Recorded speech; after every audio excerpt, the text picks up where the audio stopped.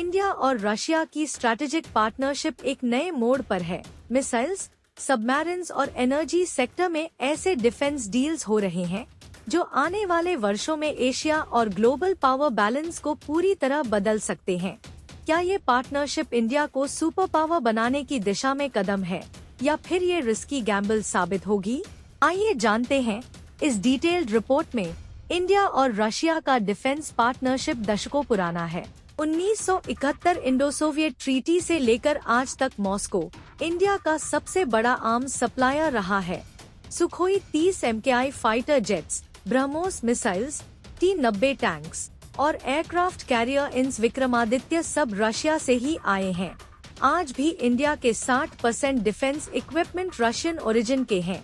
यानी डिफेंस के मामले में इंडिया रशिया का रिश्ता सिर्फ मिलिट्री डील्स तक नहीं बल्कि ट्रस्ट और डिपेंडेबिलिटी पर आधारित है। रशिया से S-400 एयर डिफेंस सिस्टम की डिलीवरी इंडिया को मिल रही है। ये सिस्टम इंडिया को चाइना और पाकिस्तान दोनों के खिलाफ स्ट्रैटेजिक एडवांटेज देता है। साथ ही BrahMos next generation missile project पर भी इंडिया रशिया मिलकर काम कर रहे हैं। रिपोर्ट के मुताबिक फ्यूचर में हाइपरसोनिक मिसाइल टेक भी रशिया इंडिया को देने पर विचार कर सकता है। अगर ऐसा हुआ तो इंडिया दुनिया के उन चुनिंदा देशों में होगा जिनके पास हाइपरसोनिक स्ट्राइक कैपेबिलिटी होगी। इंडिया और रशिया की सबसे बड़ी डील में से एक है न्यूक्लियर पावर्ड सबमरीन लीजिंग। पहले इंस चक्र अकुला क्लास सबमरीन इंडिया को रशिया ने लीज पर दिया था। अब रिपोर्ट है कि रशिया इंडिया को एक और अकुला क्लास सबमरीन देगा और साथ ही फ्यूचर सबमरीन टेक पर भी पार्टनरशिप बढ़ाएगा। नेवी में रशिया इंडिया का ट्रस्टेड पार्टनर है। फ्रिगेट्स, टोरपीडोज और एडवांस्ड सबमरीन टेक सब में रशिया का योगदान है। 2035 तक 200 वॉरशिप्स का टारगेट रखने वाली इंडियन नेवी के लिए रशिया की मदद क्रूशल साबित होगी। रशिया यूक्रेन वॉर के बीच रशिया पर वेस्टर्न सैंक्शंस लगे। इसके बावजूद इंडिया ने रशिया से डिस्काउंटेड ऑयल LNG इंपोर्ट करके अपनी इकोनॉमी और एनर्जी सिक्योरिटी को स्ट्रॉन्ग किया। इंडिया अब रशिया के लिए बिगेस्ट ऑयल बायर बन चुका है। साथ ही एनर्जी सेक्टर में न्यूक्लियर कोऑपरेशन भी जारी है। कुडनकुलम न्यूक्लियर प्लांट इसका उदाहरण है। एनर्जी सिक्योरिटी के बिना डिफेंस स्ट्रॉन्ग नहीं हो सकता और रशिया इंडिया की इस जरूरत को पूरा कर रहा है। इंडिया रशिया डील से वेस्ट को चिंता है, खासकर USA और NATO को। अमेरिका इंडिया को क्वाड और इंडो पैसिफिक स्ट्रैटेजी में साथ चाहता है।